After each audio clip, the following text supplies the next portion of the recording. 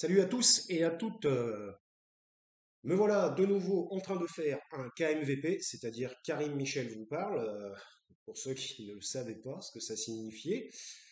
Voilà, bah, j'ai décidé de faire un nouveau petit KMVP. Alors, quand je dis petit, j'aimerais faire que 20 minutes, mais néanmoins, ça risque de dépasser, mais bon, peu importe. Alors, si vous ne connaissez pas la chaîne, c'est particulièrement orienté politique sociale, politique virgule et sociale, et toutes les problématiques qu'on rencontre de nos jours, qui sont vraiment multiples, hein, et on a l'impression de ne plus pouvoir s'extorquer de ce genre de problématiques.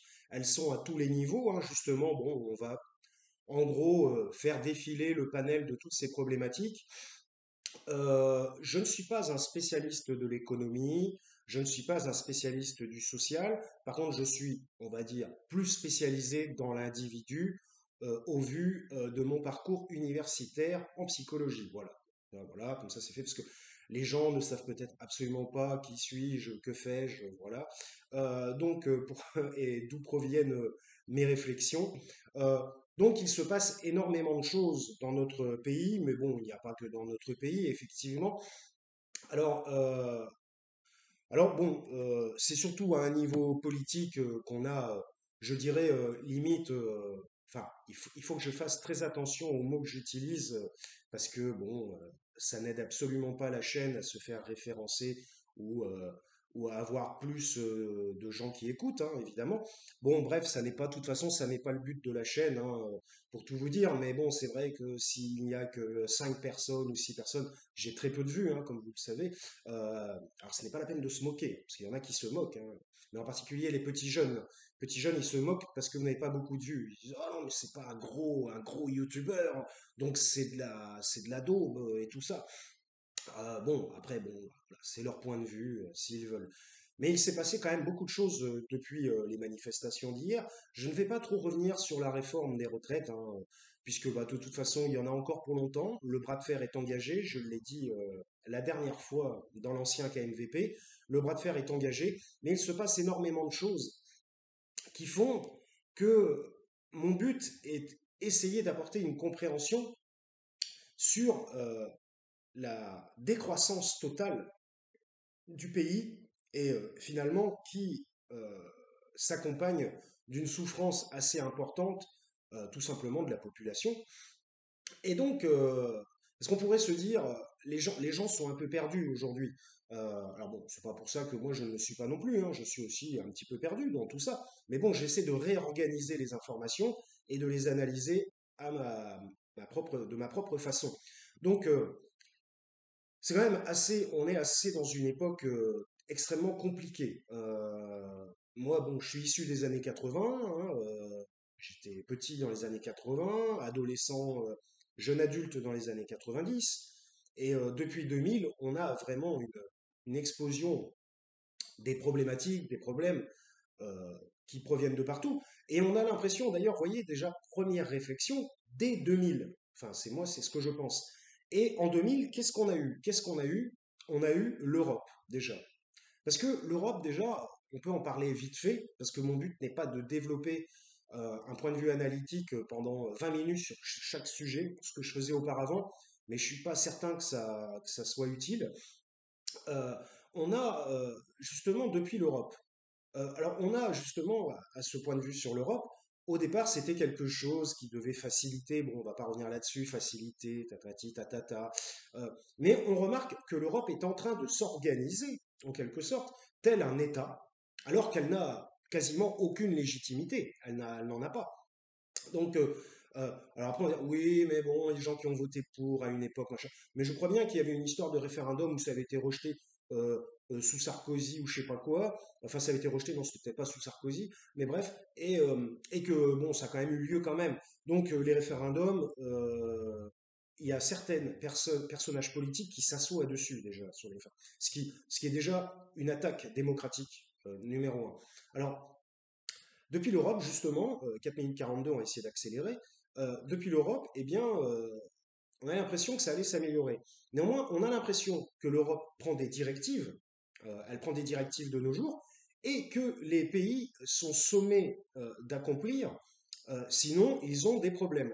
Et les problèmes, je ne sais pas si vous avez remarqué, mais en fait, qui possède la puissance financière, la puissance de l'argent, c'est l'Europe. Voilà. Donc on en revient là.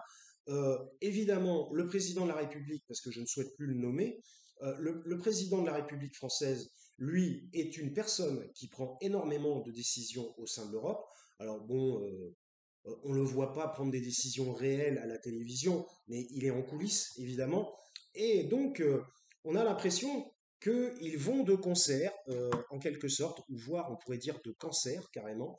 Ils vont de concert pour prendre des décisions qui sont nuisibles aux États européens et aux populations, alors aux États, pas aux États même, puisque finalement ça les aide, mais ça aide l'État, mais ça n'aide pas les populations comme vous avez pu vous en apercevoir.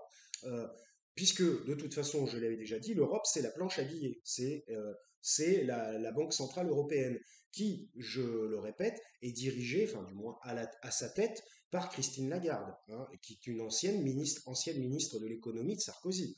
Donc si vous voulez, on a une concomitance de phénomènes qui fait que rien ne va dans le bon sens. Alors eux, évidemment, ils ont le soutien financier. C'est-à-dire que, en gros, moi, bon, moi, je n'ai pas toutes les preuves, mais bon, enfin, je n'ai pas de preuves particulières, mais je m'intéresse beaucoup à ce genre de choses. Et donc, si vous voulez, à partir du moment où il y a un problème financier, eh bien, il va y avoir un prêt de la Banque centrale européenne. Et encore, je ne parle même pas des liens entre le président de la République française des fonds d'investissement américains, vu qu'il travaillait chez un des plus gros financiers, voire le plus gros financier mondial, qui est Rothschild. Donc, si vous voulez, lui, son lien particulier, et j'allais dire, j'espère que c'est ce lien-là qui fera sa décroissance personnelle, lui, c'est l'argent. Il a un lien à l'argent très particulier. Bon, déjà, j'ai envie de dire, il n'en manque pas. Et même s'il venait à en manquer, il trouve des financements partout. Il a des financements. D'ailleurs, ses comptes de campagne sont en ce moment mis à la loupe, sont un petit peu, comment ça s'appelle, sont observés par le truc officiel concernant les comptes de campagne en France. Donc ça, c'est une première chose. Donc effectivement, comme je disais depuis le début, on voit depuis 2000, et effectivement, qu'est-ce qui s'est passé si on réfléchit? Bon, il ne faut pas être forcément dans l'ésotérisme et se dire que c'est le changement de siècle qui a fait que, mais néanmoins, peut-être que ça a un lien aussi, mais néanmoins, euh, c'est surtout la construction européenne, et la construction européenne est en particulier financière. Et maintenant, l'Europe euh, oblige des États et dont les chefs d'État soit sont étranglés financièrement, comme par exemple c'était le cas de la Grèce il y a quelques années, ou alors qui sont complices de ce fonctionnement, à finalement privilégier une fois de plus le marché libéral dans toute sa splendeur ou sa décadence, et en même temps finance en fait les gros et laisse tomber les petits. Et donc les gens s'étonnent qu'il y a une inflation de dingue, monstre. Et si vous voulez, l'Europe ne fait absolument rien pour diminuer l'inflation sur le continent. Non, eux, ils ne pensent qu'à faire des financements pour... En fait, leur but, c'est essayer de s'accaparer les bonnes grâces de nouveaux États ou de choses comme ça. Ils cherchent à grossir, grossir, grossir, en quelque sorte, pour ensuite avoir une influence qui va être beaucoup plus forte face à d'autres blocs comme le bloc américain ou alors le bloc asiatique. En fait, leur but, en fait, finalement, c'est une guerre économique, finalement. Une forme de guerre économique, mais qui est larvée, qu'on n'arrive pas très bien à voir.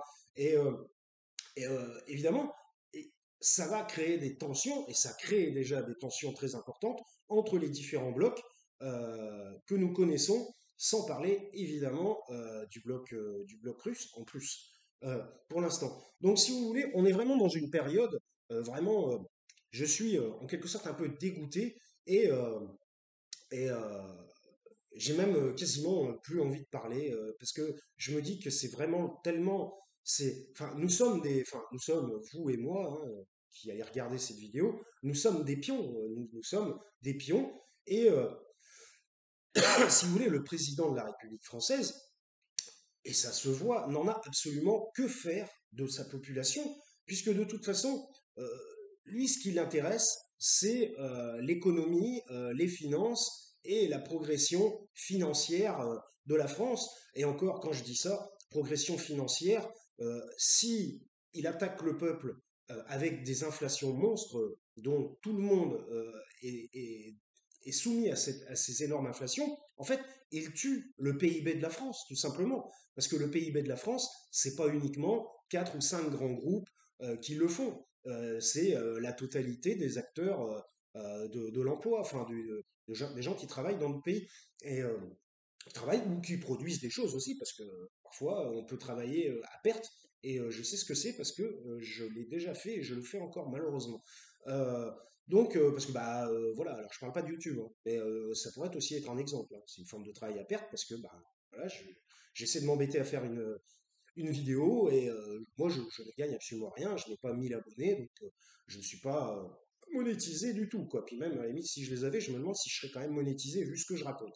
Donc si vous voulez, euh, eh bien, je vais essayer d'accélérer, ça risque d'être long. Donc, voilà. Donc, il y a déjà, dans un premier lieu, un bras de fer qui maintenant a lieu pour la réforme des retraites. J'espère qu'il va se poursuivre, hein, et normalement, il est en prévision de se poursuivre.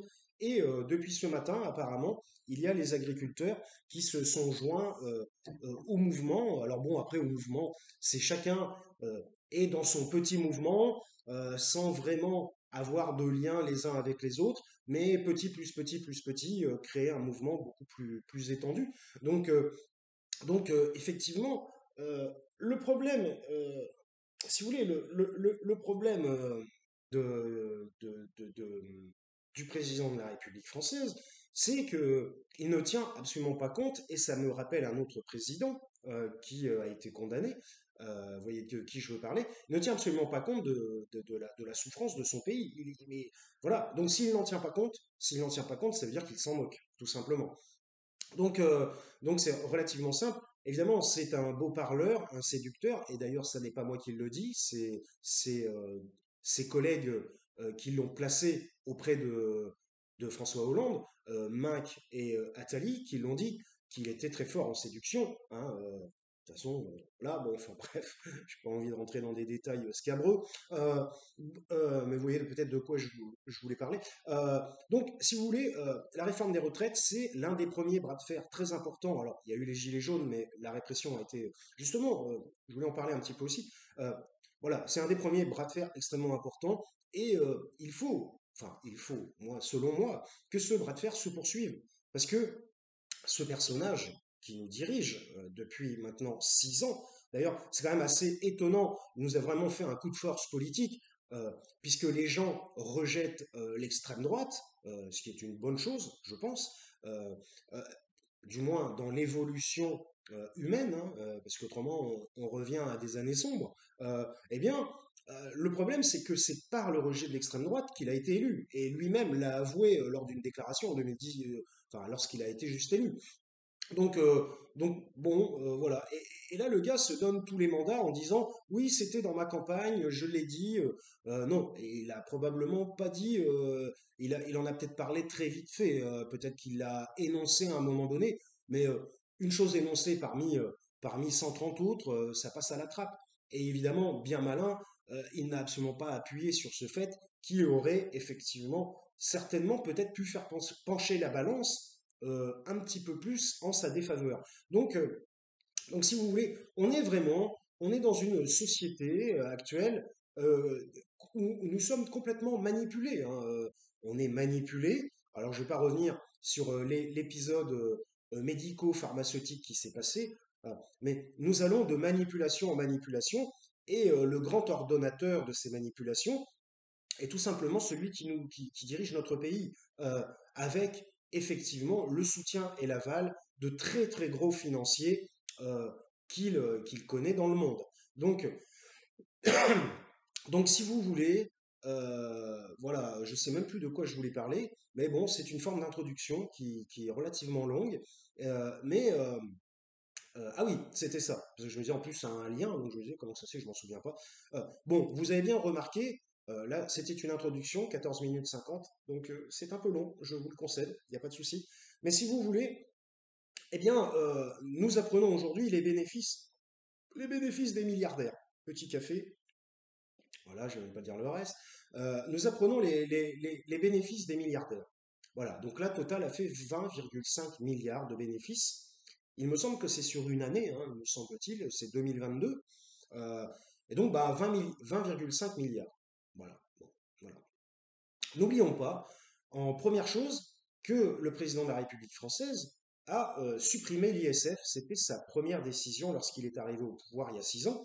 Il a supprimé l'ISF et a augmenté de 5 euros, enfin augmenté, a réduit, excusez-moi. Lui, il ne peut pas augmenter quelque chose en faveur de la population, c'est pas possible. Il a réduit de 5 euros les APL. Donc déjà, il annonçait un peu la couleur en disant, je vais soutenir les plus riches et je vais démunir même si c'est que 5 euros, c'est 5 euros de moins. Voilà, je vais démunir les plus pauvres. Donc voilà. Donc si vous voulez, il annonçait déjà la couleur, ce qui était relativement étrange à cette époque-là. Moi, je me suis dit, mais qu'est-ce qu'il fait, lui? C'est bizarre hein, ce qu'il fait, mais je ne comprenais pas. Si vous voulez, c'est le début d'un plan machiavélique, un plan de déconstruction financière, parce que lui, il s'en fout. En fait, pour tout vous dire, je ne pense pas qu'il se voit vraiment comme chef de l'État français. Il se voit comme, il continue en fait ce qu'il faisait avant. Il se voit comme financier international, en quelque sorte. Et donc, il fait ces petites manigances, ces petits coups à droite et à gauche avec les grands de ce monde, et, euh, et il n'a absolument aucun intérêt pour la population. Vous voyez bien, de toute façon, euh, tout ce qui s'est passé au cours de ces 6 années le démontre, et il n'y a pas besoin que je revienne dessus, parce qu'autrement le KMVP va faire 2 heures. Donc, par exemple, revenons à nos moutons. D'ailleurs, les agriculteurs se sont mis en grève, enfin, en protestation aujourd'hui. Donc c'est très intéressant ça aussi, parce que généralement ils rigolent beaucoup moins que les gens du tertiaire, quoi, enfin d'autres milieux de travail. Euh, donc, euh, donc si vous voulez, ils cristallisent toutes les peurs et les haines, même on va dire, de la population. Et voilà, à un moment donné, il va y avoir retour de bâton. Alors, jusqu'où ira le coup? Est-ce que ça sera un coup, petit coup, un moyen coup, un grand coup? Je ne sais pas. Mais à un moment donné, il ne peut pas continuer à avoir une politique telle qu'il a sans avoir de retour en pleine figure. Puisque maintenant, comme vous avez pu le constater, je n'ai dit aucun gros mot, hein, 17 minutes 40. J'essaie de faire attention, de bien m'exprimer. Mais je suis obligé de me restreindre, comme vous pouvez le constater. Euh, donc, donc, effectivement, on a un personnage qui est dans l'appui des grands financements, des grands financiers, et il n'y a pas besoin de chercher telle ou telle preuve écrite, telle ou telle note officielle qui serait parue, ou je ne sais quoi. Il suffit juste d'analyser les situations avec une capacité cognitive normale, on va dire. Donc, si vous voulez, parce que les gens, ils aiment bien utiliser ce mot aujourd'hui, cognitif. Le cognitif, c'est l'intelligence et la capacité de raisonnement et d'adaptation à la vie réelle. Donc, la capacité à résoudre des problèmes aussi. Mais alors aujourd'hui, on fonctionne comme si l'émotion n'existait plus. Alors, mis à part sur le côté qu'on pourrait qualifier de féministe, où là, on est en pleine émotion, toujours. Hein, l'émotion, ah, les femmes subissent ci, les femmes subissent ça. C'est vraiment, voilà. Bon, mais par contre, pour l'homme, il n'y a plus d'émotion. Et c'est une capacité cognitive et rien de plus.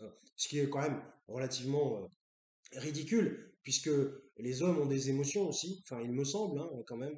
Je pense que c'est pas la peine de le prouver psychologiquement. Hein, voilà. Donc, donc, si vous voulez, nous, nous avons donc un excédent de 20,5 milliards, et je vais essayer d'accélérer, euh, un excédent de 20,5 milliards euh, pour Total. Voilà. Donc, qui est apparemment un excédent, d'ailleurs, vous voyez, je vais même mettre BFM, voilà, vite fait, mais sans le son, parce qu'autrement, ça va être la zone. Comme ça, je vais lire les petits bandeaux en discutant, voilà, vite fait. Donc là, oui, alors il y a aussi ce problème-là. Mais enfin bref. Donc si vous voulez, les grands groupes financiers, les énormes groupes hein, comme Total, font un excédent de 20,5 milliards et il ne se passe rien. Justement, la gauche dit qu'il faudrait taxer, euh, taxer un petit peu plus ces grands groupes financiers qui font des excédents mirobolants. Mais étant donné que Macron a supprimé l'ISF, à partir du moment où il supprime, zut, je l'ai cité, à partir du moment où il supprime l'ISF, il va pas, enfin, logiquement, enfin, si vous partez d'une logique, il ne va pas se mettre à taxer les grands groupes. Parce que comment il n'aurait pas supprimé l'ISF? S'il avait une volonté de départ de ne pas les taxer, enfin, de les taxer, pardon, eh bien, il n'aurait pas supprimé l'ISF. C'est la première chose qu'il a fait.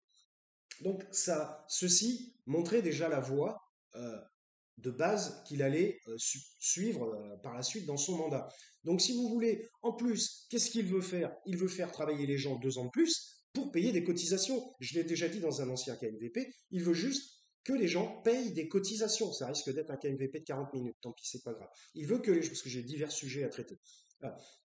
Il veut que les gens continuent à payer des cotisations et ne soient pas, parce que quand vous êtes à la retraite, vous êtes payé par l'État. Et oui, c'est l'État qui paye vos retraites, d'après ce que je sais. Alors il y a des gens qui ont des fonds spécifiques en lien avec leur entreprise, je sais pas quoi, mais je pense pas que ça n'est pas une majorité en France. La majorité est payée particulièrement par l'État. En plus, il y a des fonctionnaires et tout ça, de moins en moins. Mais c'est pareil, la réduction des fonctionnaires, c'est la réduction du, de paiement, tout simplement. Ça n'est qu'une histoire d'argent. C'est tout simplement ça. Si vous y réfléchissez, finalement, la politique est complètement gangrénée, hein, de toute façon gangrénée, est complètement dirigée par la monnaie et l'argent. Ça n'est que ça. Ça n'est que monnaie et argent. Et c'est bien pour ça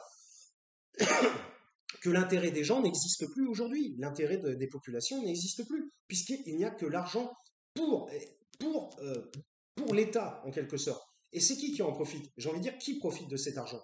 Ben, c'est les gens qui travaillent au sein de l'État, je veux dire. Et puis, évidemment, les amis, c'est devenu, pour résumer, c'est devenu une énorme mafia organisationnelle, c'est difficile à dire, organisée, mais qui s'est organisée à partir de choses légales, en quelque sorte. C'est à partir de choses légales, mais de toute façon, à partir du moment où vous cherchez uniquement à accumuler des richesses, à partir du moment où il y a, on sait bien, la Bible le dit elle-même, voilà, à partir du moment où vous vous organisez pour avoir des énormes richesses, eh bien, vous ne vous intéressez plus du tout à ce que les gens vivent et à la souffrance des gens. Et vous perdez votre humanité en quelque sorte.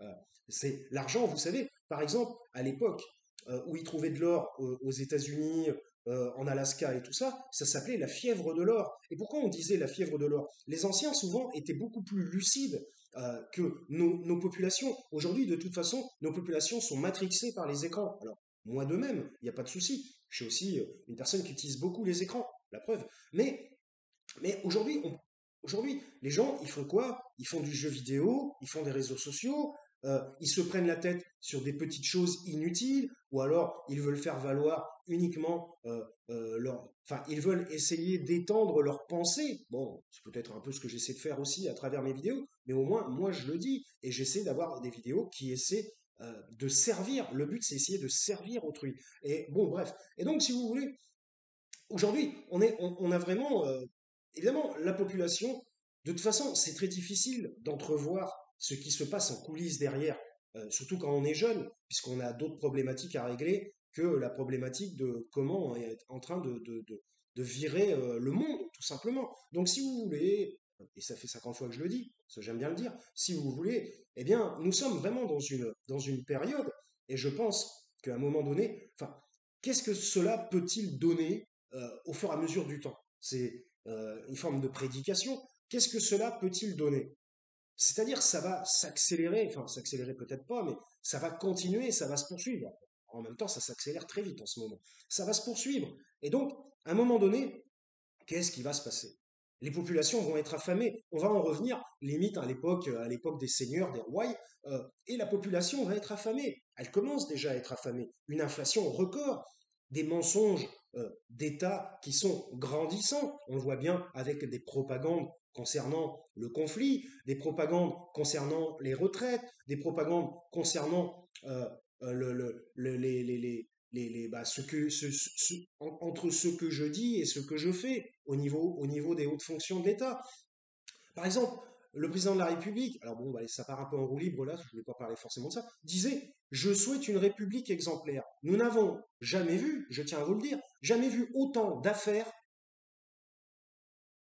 même sous Sarkozy, qui pourtant est un spécialiste, hein, est un maître en la matière, nous n'avons jamais vu autant d'affaires que sous on va l'appeler le règne, hein, c'est même plus un mandat, sous le règne de Macronus Ier, l'empereur de l'Europe. C'est comme ça que je me plais à l'appeler. Donc, donc, si vous voulez, on n'a jamais vu autant d'affaires. Des affaires, j'avais commencé à les lister à un moment donné, il y en a trop. Il y en a plus d'une dizaine.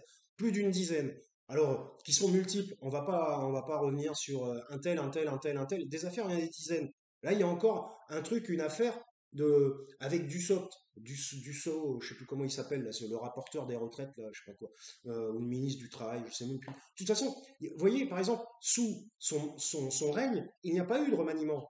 Parce que dire remaniement dit qu'il y aurait eu un problème et qu'il y aurait eu une nécessité de remanier. Non, lui il change un ministre, il en met un autre, et puis basta, et puis bon non, c'est pas un remaniement. Donc il en change un petit à petit. En fait, il ne respecte aucune règle qui était les fondements de la République, de notre ancien temps. Et ce n'est pas parce que c'est ancien que c'est obsolète. Il faut arrêter de voir ça. Ça, c'est la jeunesse qui voit ça. Alors, j'ai absolument rien contre la jeunesse. Il y en a des bons et des mauvais. Par exemple, je soutiens à fond Louis Boyard. Là, je le dis franchement. Et je suis très heureux de voir un jeune. On sent que justement, ce qu'elle veut dire, il sent les problèmes dans ses tripes, dans son sang. Et franchement, s'il pouvait y en avoir plus comme lui, ce serait très très bien. Le fait qu'il soit député est une très très bonne chose parce que s'il n'était pas député, il serait conspué, il serait raillé, il serait balargué au sol comme une vulgaire crotasse. Alors que le fait qu'il ait un mandat de député fait que les gens, et encore, ils ne le loupent pas, hein, parce que ce matin, j'ai entendu, mais évidemment, c'est normal, hein, à CNews, bah oui, forcément, CNews, j'avais même pas fait le lien. Hanouna, CNews, c'est la même chose, c'est Bolloré, donc forcément, donc serrage de coude entre ceux qui travaillent pour Bolloré, forcément. D'ailleurs, ça serait intéressant de savoir à combien, euh, euh, comment dire, combien d'excédents a fait Bolloré en 2022. Bon, normalement, on devrait le savoir, hein, les grands groupes. Donc là, parce que là, bah, là c'est 20, et puis il y a aussi le groupe Arnaud aussi, le groupe Arnaud qui est devenu l'homme le plus riche du monde là récemment. Donc il y a aussi ça, parce que on parle de Total, mais il y a aussi Bolloré, il y a Arnaud, il y a, enfin bref, bon, on voit bien que eux deviennent de plus en plus riches, de plus en plus puissants financièrement, et que d'un autre côté, les populations s'appauvrissent complètement, avec une inflation de dingue, comme dit l'autre. Euh, une inflation de dingue. Et il dit, j'aime bien, il se permet de dire à un moment donné, on leur donne de l'argent euh, et ils restent pauvres. Et pourtant, on leur donne de l'argent. Euh, euh, Là, j'ai envie de dire, qu'est-ce qu'ils donnent comme argent?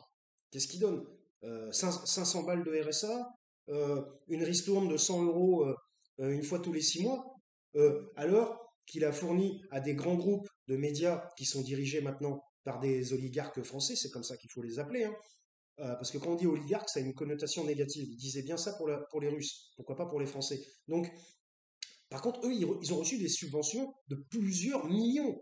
Et là, c'est pas dispatché parmi 500 000 personnes ou 1 million de personnes. Là, ça va directement dans la poche de deux mecs, de trois mecs. Donc, euh, non, là, il y a des choses qui vont pas. On est dans la manipulation, on est dans le mensonge, parce que quand il y a quelque chose qu'il faut pas montrer, c'est tout de suite planquer tout. Comme par exemple toutes les affaires, vous voyez bien que, évidemment, l'empereur de l'Europe, celui qui qui se voit empereur de l'Europe, n'a absolument rien fait contre les affaires qu'il y a eu dans son parti, qu'il a été même obligé de renommer comme une vulgaire entreprise qui est en faillite, qu'il a été obligé de renommer pour que ça passe un peu mieux et dire, voyez, nous sommes des hommes nouveaux. Qui dit Renaissance dit nouveau, donc dit le passé est derrière.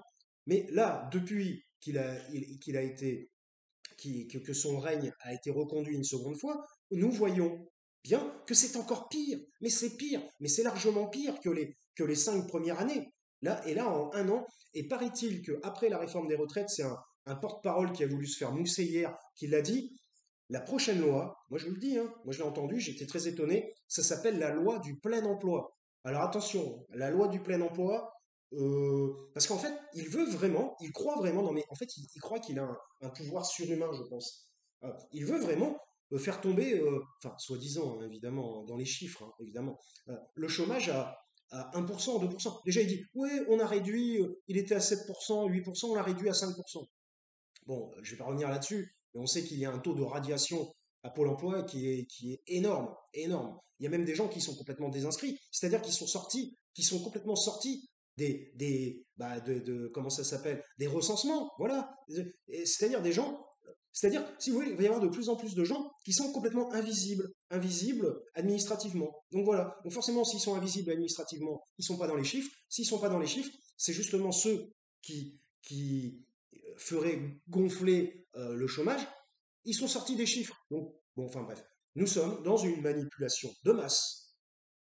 Nous sommes dans des mensonges de masse. Et, euh, et on a mensonge, manipulation et aussi perversion. Donc, excusez-moi, mais là, voilà, qu'est-ce que vous voulez qu'on fasse avec ça? On peut rien faire. Donc, voilà, je voulais parler de ça, on est à 30 minutes, je voulais parler de pas mal d'autres choses, mais voilà, je pense que c'est déjà peut-être suffisant, mais je vais continuer encore un petit peu. Ah, mon café n'est pas encore totalement froid.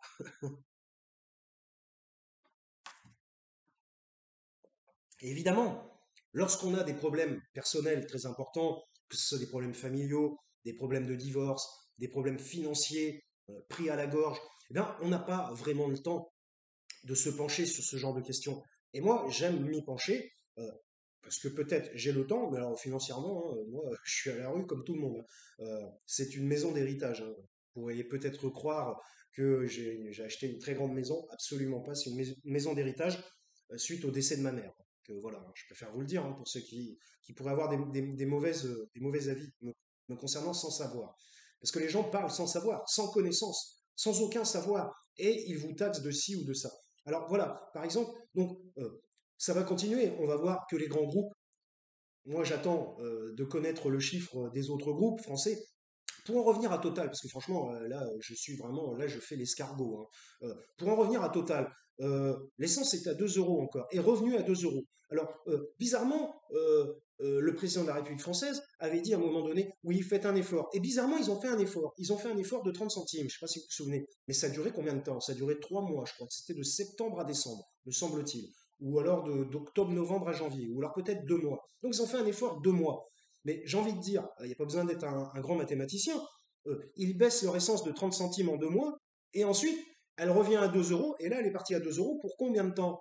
Pour l'année, probablement. Voire même, je voulais que je vous dise, ça va encore augmenter. Parce qu'en plus, ils ont pris une nouvelle décision against la Russie, et parce que maintenant, il faut faire du franglais, hein. Donc, against la Russie, une fois de plus, où là, c'est carrément, attendez, c'est quoi? C'est parce que je regarde les agriculteurs qui sont sur Paris en même temps. C'est quoi? C'est très très bien, ils ont tout à fait raison. Généralement, ils rigolent moins que les autres. Euh, c'est quoi? C'est sur le. Alors là, sur le gaz, ça a été fait. Comment ça s'appelle? Un embargo. Là, c'est un embargo maintenant sur le diesel, je crois, le fuel, un truc comme ça. Euh, donc, bah, qu'est-ce qui va se passer?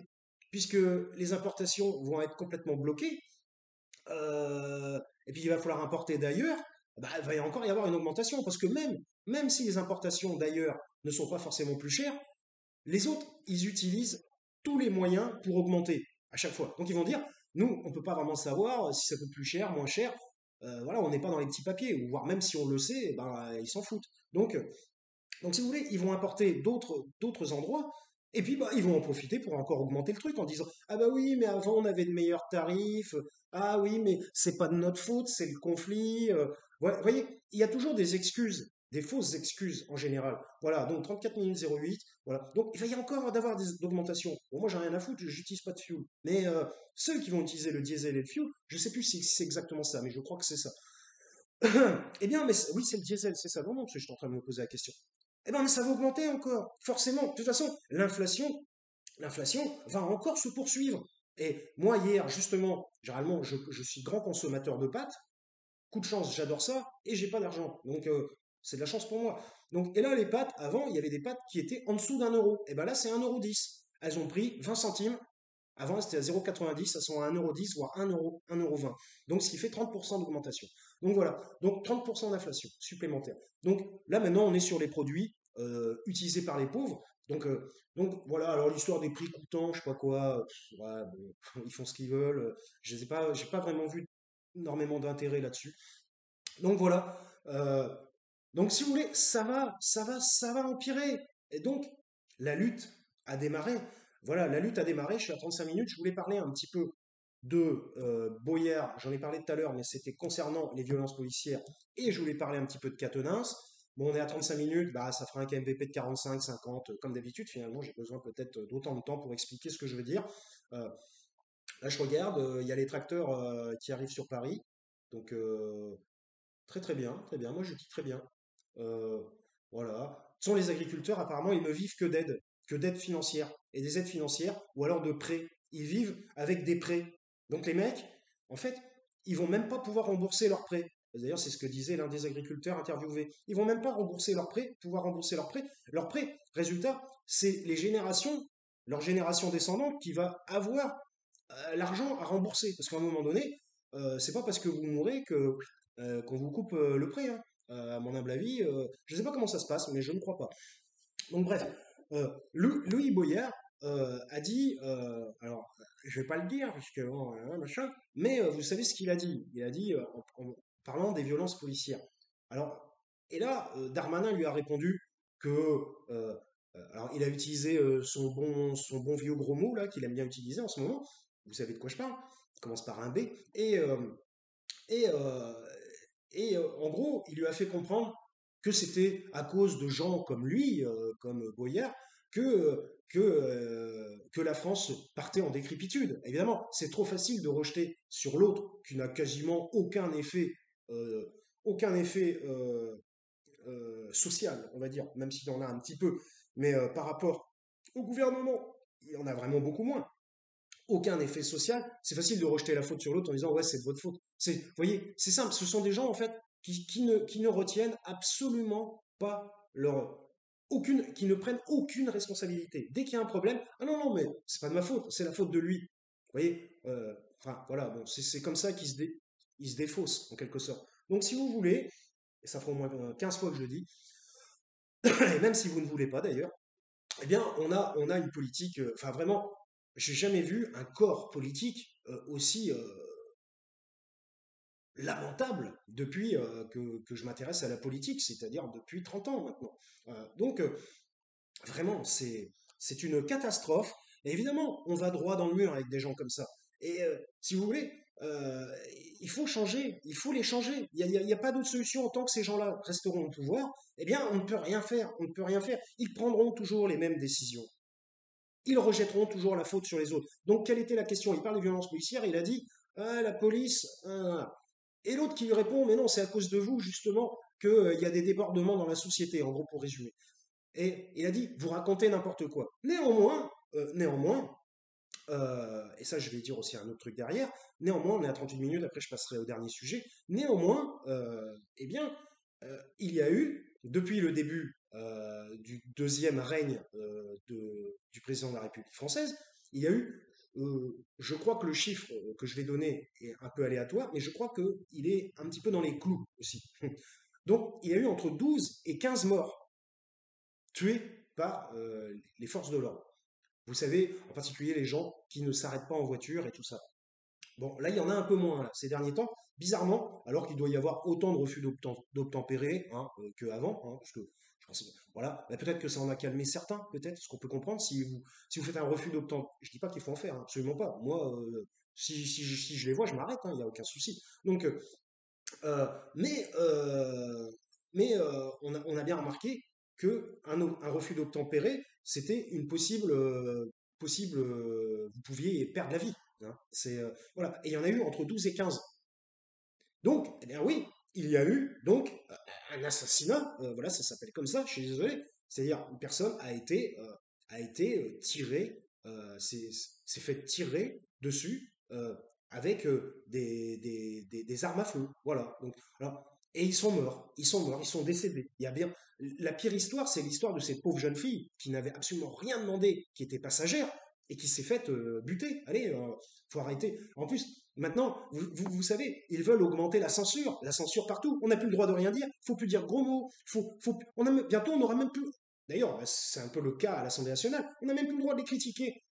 Et quand vous dites la vérité, ils vous disent mais non, vous racontez n'importe quoi, c'est pas vrai. Alors que la vérité, elle est devant vos yeux. Et ils vous disent mais non, c'est n'importe quoi, c'est de votre faute. Donc après, ils bottent en touche, ils changent de sujet, ils disent mais non, c'est de votre faute, si, tatati, tatata. Donc si ça augmente, c'est bien parce que c'est de votre faute. Et donc c'est pour ça qu'il y a euh, par la suite les conséquences derrière. Donc c'est vraiment, c'est de la manipulation mentale, hein, de toute façon, ça n'est que ça, de la manipulation mentale. Donc là, l'autre, il s'est fait fustiger, mais moi je dis, il a des bollocks, Louis Boyard. Il a des bollocks, et j'aimerais en voir beaucoup plus comme lui, avoir des bollocks. Euh, pro- Probablement, peut-être qu'il faudrait que je fasse de la politique, je ne sais pas. Mais bon, il suffit que vous fassiez une chose de travers dans votre vie, et là, c'est fini pour vous, on va vous le reprocher, regardez, bah, voilà, lien avec... Par contre, dans le gouvernement du manipulateur en chef, là par contre, non, ils font des choses qu'ils ne devraient pas faire. Mais là par contre, il n'y a pas de démission, il n'y en a pas, il n'y en a quasiment aucune. Le seul qui a démissionné, c'est le mec des homards. Voilà, c'est le gars qui mangeait des homards. Enfin, soi-disant, il n'en mangeait pas parce qu'il était allergique. Mais il n'y a que lui. Mais ça, c'est parce que c'est lui qui a décidé de démissionner. On ne lui a pas demandé. Tout le reste, mais ils restent tous en poste. Et puis ils sont droits dans leurs bottes, comme on dit. Donc ça nous amène justement au dernier sujet, qui est c'est même plus l'affaire, hein, parce que maintenant ça a commencé à être assez ancien, mais qui est le retour d'Adrien Quatennens à l'Assemblée nationale. Eh bien, voilà, moi je vous le dis directement, et puis tant pis si ça déplaît, je ne sais même pas si, parce que je sais que ça déplaît à certains ou certaines, moi je suis très heureux que Quatennens puisse reprendre son mandat à l'Assemblée nationale, puisque c'est une personne qui combat tout ce que je viens de dire avant. Et alors, ok, le combat des femmes, c'est une chose. Je ne suis pas contre, il est légitime, il n'y a aucun souci. Mais à un moment donné, le combat aussi pour la population entière, les hommes, ils existent aussi. Et il faut arrêter de vouloir privilégier des gens d'un côté et on en avoir rien à faire d'autre. Euh, et sur le plan du genre, du sexe, tout simplement. Donc c'est ridicule. Et ça montre justement que c'est pas forcément politiquement correct tout ça. Un politique, il est là pour s'occuper de tout le monde. Il n'est pas là pour s'occuper d'une catégorie. Parce qu'autrement, c'est un politique de caste, tout simplement. Alors maintenant, voilà, donc je ne vais pas rentrer dans le détail, mais bon, évidemment, vous connaissez l'affaire Quatennens, mais moi j'ai envie de dire, et je l'ai déjà dit, que c'est une histoire de vie privée. Il n'a pas envoyé sa compagne à l'hôpital. Il ne l'a pas tuée. Franchement, il aurait commis un meurtre ou alors il l'aurait battu à mort. À la limite, là, je suis d'accord que c'est très très limite que le mec revienne à l'Assemblée. Mais une gifle. Et alors, qui n'a jamais connu de problème dans son couple? Ceux qui disent qu'ils ne connaissent pas de problème dans leur couple sont des menteurs. Voilà, je le dis. Parce que bon, j'ai un peu d'expérience quand même. Et j'ai vu des gens autour de moi aussi, peut-être, sont des menteurs. Alors, s'il y en a qui ont des couples qui fonctionnent très très bien, je pense que ça doit exister, mais ce ne sont pas une majorité. Surtout en ce moment, comme on voit que les gens, ils se prennent la tête et ils sont toujours en train de se mordre les uns les autres, constamment. Et il n'y a plus voilà, les gens ne sont plus, comment ça s'appelle, de tolérants. Il n'y a plus de tolérance. La tolérance n'existe plus de nos jours. Et c'est bien justement pour ça que c'est la zone.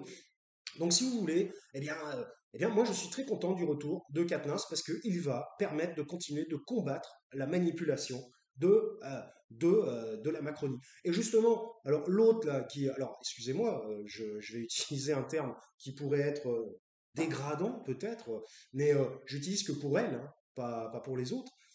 L'autre berger là, qui est la fille. Enfin, moi, c'est ce que j'ai lu sur Wikipédia, si Wikipédia dit les choses vraies, hein, parce qu'on ne sait pas trop des fois. Et la fille du mec qui fait la voix de Rambo. Donc, si vous voulez, voilà, encore, et si vous voulez, la connivence entre le milieu du cinéma artistique de haute volée, hein, entre les stars, entre guillemets, dans le temps, qui était une star? Une star, c'était les gens du cinéma, les gens de la musique et tout ça, et c'était pas les politiques. Et cette personne-là, en fait, c'est la fille du mec qui fait la voix de Sylvester Stallone. Donc, Donc en gros, bah évidemment, le mec devait être super connu en France, et donc bon, même si on le connaît pas, mais bon, vu que les films de Stallone, voilà. Euh, et donc, sa fille, elle est au gouvernement. J'ai envie de dire, mais comment s'est mise à rentrer là-dedans, quoi. Enfin, voilà. Et donc, elle a dit carrément sous emprise de psychopathologie que je pourrais qualifier d'hystérisation. Elle a dit, j'ai vu des femmes pleurer. Mensonge. Encore un mensonge. J'ai vu des femmes pleurer lorsqu'il s'est exprimé à la tribune. Ça a été filmé. Il y a Évidemment, elles étaient en quelque sorte dégoûtées. Elles étaient là et elles faisaient valoir les femmes de la Macronie, hein. Mais évidemment qu'ils ne disent rien sur le cas Abad, sur le cas Darmanin, ils ne disent rien. Ça n'existe pas, hein, vous le savez. Mais j'ai vu des femmes pleurer, mais carrément pleurer. Et pourquoi pas aussi faire des syncopes enlevées sur civière. Elle aurait pu le dire, ça aussi, pour qu'on y ait. Et ça, si vous voulez, c'est une forme d'hystérisation. Voilà. C'est-à-dire un espèce de fantasme négatif, qui crée une sorte de, comment je pourrais dire, parce que je ne vais pas redonner la définition que Freud avait donnée d'hystérie, il paraît que ça n'existe plus de nos jours. Ça me fait bien rigoler. Ça a été gommé au nom de l'égalité des sexes. Et, biologiquement, nous sommes différents, c'est comme ça. Euh, Autant la perversion narcissique, et encore, tout est en train de se mélanger de nos jours, autant la psychopathie, la perversion narcissique est plutôt un fait masculin, je le reconnais. Mais alors, par contre, l'hystérisation est plutôt un fait féminin. Voilà. Alors bon, on me dit, ouais, le mec, il vient en 1900, pas quoi. Freud, ça n'existe pas. Non, mais ça, c'est les gens enfin, qui croient tout savoir et qui croient que ChatGPT va dominer le monde et va être supérieur aux intelligences humaines. Non, mais bon, enfin, bref. Après, chacun croit ce qu'il veut, hein, mais on en reparlera quand il y aura des erreurs qui sont faites. Euh, donc, elle dit, oui, j'ai vu des femmes pleurer. Ben, c'est un mensonge. Et d'ailleurs, lorsque Freud a travaillé sur l'hystérie, qui est d'ailleurs une des bases de la psychanalyse, on parle du mensonge de l'hystérique, par exemple. Donc, non, je ne veux pas dire, je ne vais pas la taxer directement de cette psychopathologie, mais elle était en train d'avoir des traits de cette psychopathologie qui étaient en train d'apparaître, c'est-à-dire le mensonge, l'exagération, le délire, parce que c'est une forme de délire. D'ailleurs, l'hystérie peut même virer en psychose hystérique, hein, ça existe, hein. C'est-à-dire une personne qui invente ce qu'on pourrait appeler peut-être de la mythomanie, et en particulier sur le plan féminin, qui va inventer des choses pour se faire plaindre. Le but, c'est qu'elle ait des gens qui viennent la réconforter, lui dire tu as raison. Donc comme quoi, il y a forcément un doute. À partir du moment où on cherche le réconfort, la raison de l'autre, l'aide, c'est qu'on a aussi un doute au fond de soi-même. Donc voilà, donc je trouve vraiment lamentable de mentir comme ça, mentir sur les bancs de l'Assemblée nationale. Alors, elle n'était pas sur le banc, mais après, Madame a fait une petite interview avec LCP. De toute façon, voilà, elle est dans un camp et elle est complètement aveugle à la réalité de ce qui se passe ailleurs. Elle ne voit que son camp, son camp, son camp, probablement parce que son camp lui donne très très bien à manger, tout simplement, et puis qui lui donne de la puissance, puisque seule, peut-être, elle ne serait pas aussi puissante. De toute façon, cette bonne femme ne raconte que des bêtises, elle ne raconte n'importe quoi. Une fois, elle a été interviewée sur les retraites, il n'y a pas si longtemps que ça, il y a une semaine, je dis n'importe quoi, il y a un mois, elle disait, mais non, mais les retraites, ça va favoriser, euh, qu'est-ce qu'elle disait? C'était tellement gros. Non, elle a dit, ah oui, non, c'est elle qui a dit ça, je ne sais même plus. Elle a dit, non, mais les retraites, les gens veulent travailler plus longtemps. Elle a dit, non, mais de toute façon, les retraites se basent aussi sur le fait que c'est une demande des gens de continuer leur travail, de poursuivre leur travail jusqu'à 64 ans. Elle l'a dit. Alors qu'on a 70%, et encore, avec les sondages très moyens, on a 70% de gens qui sont contre. Alors, bon, bref, si vous voulez, ils sont dans une espèce d'aveuglement qu'on pourrait qualifier limite de psychotique. Je termine un peu par de la psychologie, psychopathologie même. Ils sont dans un délire, et on terminera à 50 minutes, parce que j'ai pas grand-chose à raconter de plus. Euh, j'ai été un petit peu moins dans les digressions, un petit peu moins dans les détails. Il y a tellement de choses à dire. Si vous voulez, c'est carrément un gouvernement qui rentre dans une forme de psychose. Voilà. Et comme ils ont beaucoup de gens féminins, de genre féminin dans le gouvernement, c'est une psychose associée à une forme d'hystérie. Et je suis désolé, voilà, c'est mon analyse de la situation. Et ça ne signifie pas que toutes les femmes sont.